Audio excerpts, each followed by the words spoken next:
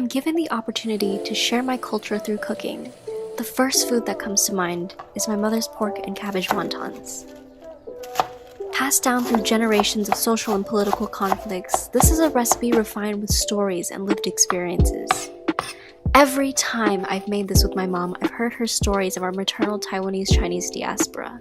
From tales of my teenage grandmother's escape from a war-torn life into lonely refuge, to my mother's own restrictive upbringing among a hyper-pressurized Taiwanese household.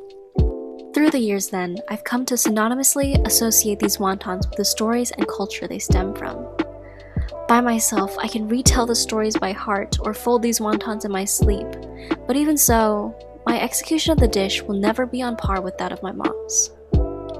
Despite however much effort I place into perfectly matching every fold and crease, or adding exactly the right amounts of soy sauce and rice wine, my wontons will never taste exactly Taiwanese-Chinese as they should. Because the way my mother makes this dish is with something she calls the feel. A sort of internalized understanding of flavor profiles developed through a lifetime of immersion in Taiwanese Chinese cuisine. The feel is something that I will never have. This shortcoming is characteristic of a bigger picture difference. One of my thorough Americanization and failure to manifest my cultural identity. Despite my efforts to reconnect to my culture by teaching myself Mandarin or returning to the mainland, there's an experience of being wholly Asian that I will never have. Growing up without the natural assimilation into daily ethnic surroundings of my immigrant parents' homeland, I will never know what it means to exist among an authentic Taiwanese-Chinese experience. Like the wontons, parts of me will always stand out. With my mannerisms tinged with westernization here, and my aspirations suddenly foreign there, I'm never Asian enough because my entire existence is colored by my Americanized experience. But even so, being slightly different isn't always a negative. My privilege and my path paved by the accumulated experiences before me is beautiful in of itself, and it's made me who I am.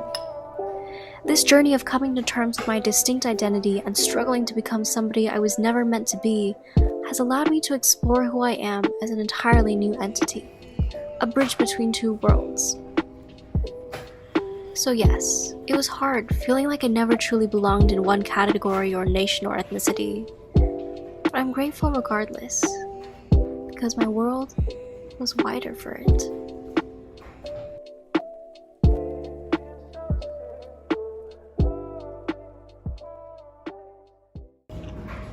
你要来尝一下吗？ Sure. maybe 吃那个这种皮吧。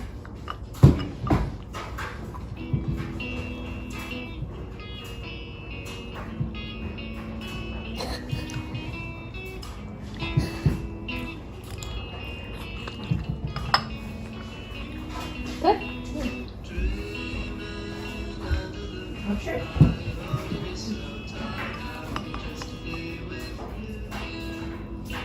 我应该把剩下煮了吗？呀，都煮掉吧。